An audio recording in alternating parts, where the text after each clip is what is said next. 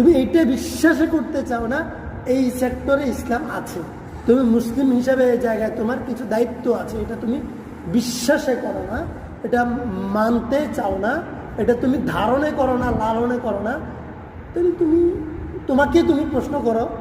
তুমি যখন কোনো না কোনো রাজনীতি করতেছো, তুমি মুসলমান কিনা, তুমি তোমাকে প্রশ্ন করো। তুমি রাজনীতি করতেছো দেশের জন্য, তোমার ইসলামের জন্য তোমার রাজনীতি কই, তুমি তোমাকে প্রশ্ন করো।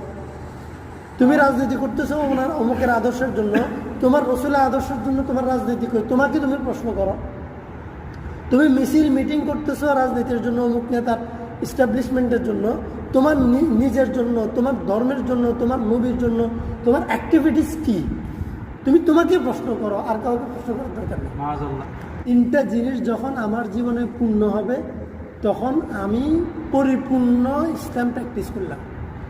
ইবাদত, মুআমালাত, মুআশারাত, তিনটা ইবাদত, মুআমালাত, মুআশারাত। ইবাদত যারা ধর্ম মানে তারা শুধু ইবাদত করে, আর মুআমালাত, মুআশারাত এই দুইটা জিনিস নাস্তিকের জীবনেও আছে, বেঈমানের জীবনেও আছে। পৃথিবীতে যত মানুষ বসবাস করে প্রতি মানুষের জীবনে এই দুইটা জিনিসের মুআমালাত আছে, মুআশারাত আছে। মুআমালাত কি, খুব খেয়াল করেন, এই কথাটা মনে আসতে যাবে। মুআমালাত হচ্ছে যে লেনদেন, টাকা পয়সার খরচ করা, কামাই করা, একজনকে দেয়া টাকা পয়সা একজন থেকে নেয়া, বাজারঘাট করা, এটা হচ্ছে মুআমালাত, লেনদেন। এটা কোন মানুষের জীবনে নেই? প্রতিটা মানুষের জীবনে লেনদেন আছে, আমার জীবনেও তো লেনদেন আছে। আমি কি লেনদেন করতে যাইয়া এটা কখনো চিন্তা করছি আমি ইসলাম মতো লেনদেন করি? এই লেনদেনটা ইসলাম থেকে আমি বাদ দিয়ে দিলাম, মানে আমি মুসলমান হিসেবে লেনদেন মুআমালাতটা ইসলামের বাইরে করতেছি, একটা পয়েন্ট।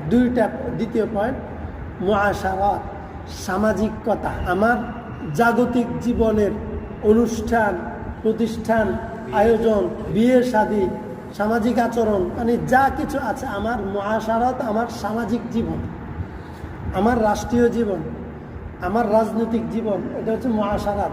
এই পুরাটা জীবন আমি, আমার এই জীবনের মধ্যে ধর্ম নেই। এই দুইটা জায়গা থেকে আমি ধর্মকে বাদ দিয়ে দিয়েছি, মুছে ফেলছি। মুআমালাতে আমার ধর্ম নাই, মুআশারাতে ধর্ম নাই, আমাদের লেনদেনে ধর্ম নাই, আমাদের সামাজিকতায় ধর্ম নাই, অর্থনৈতিক জীবনে ধর্ম নাই। এই দুইটা জায়গা ধর্ম নাই। পৃথিবীর প্রত্যেকটা মানুষের এই দুইটা জিনিস আছে, সংসার পরিবার আছে, সমাজ আছে, সোসাইটি আছে, রাষ্ট্র আছে, রাজনীতি আছে, কামাই রুজি আছে, খরচ জমা আছে, আছে না, আয় ব্যয় আছে, প্রত্যেকটা মানুষের আছে। যে হিন্দু তারও তো আছে, আমি মুসলমান আমারও আছে। তো হিন্দুর এই জীবনে ইসলাম মানে ধর্ম নাই, আমার এই জীবনেও ধর্ম নাই।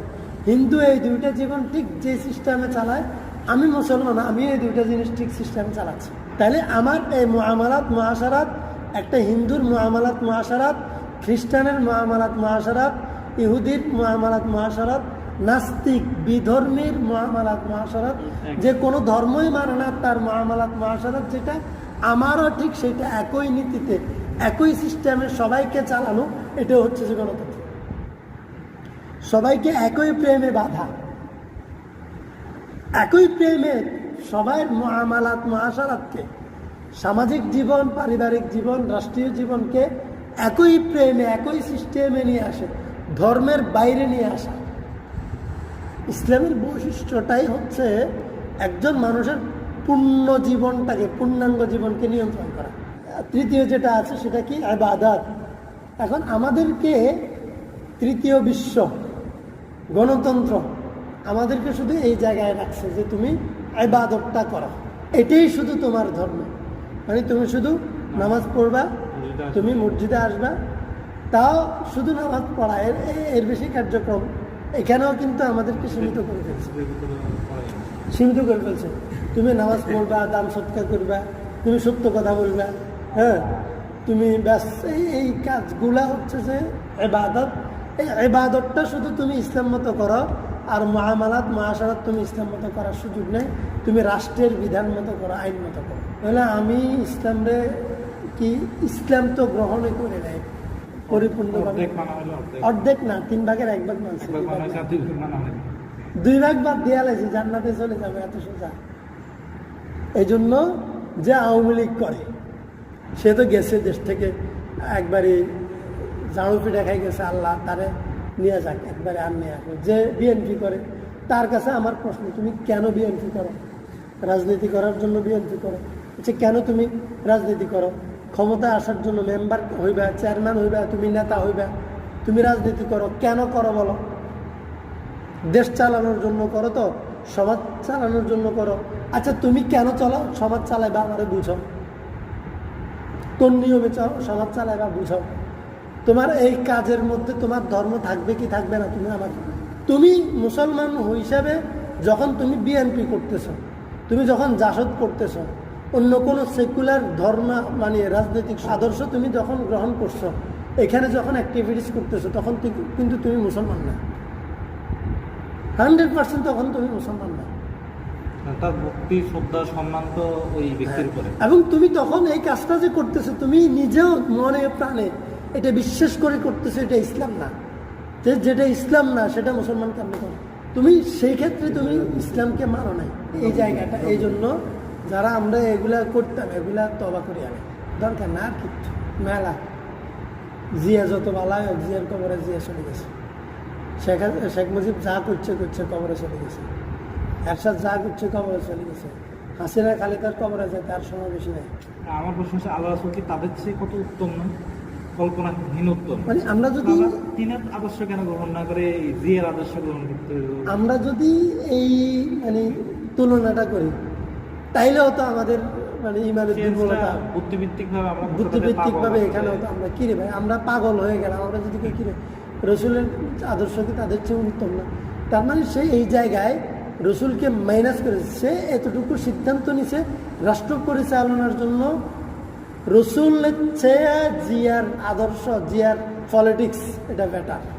হাসিনা এবং তারেক জিয়ার পলিটিক্স রসুলের পলিটিক্সের চেয়ে বেটার। যদি কেউ এটা চিন্তা করে, এটা গ্রহণ করেই তো নিছে, চিন্তা করবে কি, সেটা এইটাই অ্যাকসেপ্ট করে নিছে যে আমার নবীর আদর্শের চেয়ে আমার এই যে এখন যে যুবক ছেলেরা নতুন এনসিপি দল গঠন করছে, এই সবগুলা দলের কথাই বলতেছে, সবগুলা ইসলামের বাইরে যারা রসুলকে আদর্শ মানি রাজনীতি করতে চাইছে, এদেরটা বাদ দিয়ে, এদেরটার বিষয়ে বিভিন্ন কথা আছে, এদেরটা বাদ দিয়া মানে তারা তো এটা বিশ্বাস করে রসুলেরটাই আদর্শ, ইসলামটাকে রিপ্রেজেন্ট করতে হবে। সুতরাং তাদেরটা ঠিক আছে, তাদের এই চিন্তা চেতনা ঠিক আছে। পলিসিকেও তো ভুল ভ্রান্তি থাকতে পারে, পলিসির জায়গা থেকে ভুল ভ্রান্তি প্রত্যেকের হয়, পলিসিকেও তো ভুল হতে পারে, বিশ্বাসের জায়গায় তাদের ভুল নেই। তাদের রসুলকে রাজনৈতিক আইডল বানানোর ক্ষেত্রে সমস্যা নেই। কিন্তু আমরা যারা ইসলামী রাজনীতির বাইরে রাজনীতি করছি, তাদের বিষয় বিশাল চিন্তার বিষয়। তুমি মুসলমান হিসেবেই মরো নাই, মরবে কি? তুমি জীবনের 1/3 রাখছো ইসলাম, আর ইসলামকে তোমার জীবনের 2/3 থেকে মাইনাস করে দিচ্ছ। তুমি এইটা বিশ্বাসে করতে চাও না এই সেক্টরে ইসলাম আছে, তুমি মুসলিম হিসাবে এই জায়গায় তোমার কিছু দায়িত্ব আছে, এটা তুমি বিশ্বাসে করো না, এটা মানতে চাও না, এটা তুমি ধারণে করো না, লালনে করো না, তাহলে তুমি প্রশ্ন করো। তুমি যখন কোনো না কোনো রাজনীতি করতেছো, তুমি মুসলমান কিনা তুমি তোমাকে প্রশ্ন করো। তুমি রাজনীতি করতেছো দেশের জন্য, তোমার ইসলামের জন্য, তোমার রাজনীতি কই? তোমাকে প্রশ্ন করো।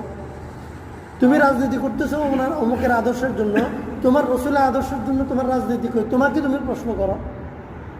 তুমি মিছিল মিটিং করতেছো রাজনীতির জন্য, অমুক নেতার এস্টাবলিশমেন্টের জন্য, তোমার নিজের জন্য, তোমার ধর্মের জন্য, তোমার নবীর জন্য তোমার অ্যাক্টিভিটিস কি? তুমি তোমাকে প্রশ্ন করো, আর কাউকে প্রশ্ন করার দরকার নেই।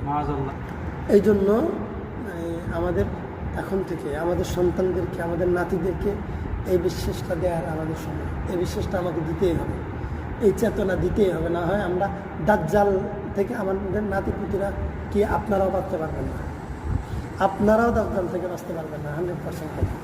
দাজ্জালের বাতাস থেকে বাঁচতে পারেন না, সরাসরি দাজ্জাল আসলে কি উপায় হবে? আল্লাহ আমাদেরকে হেফাজত করুন।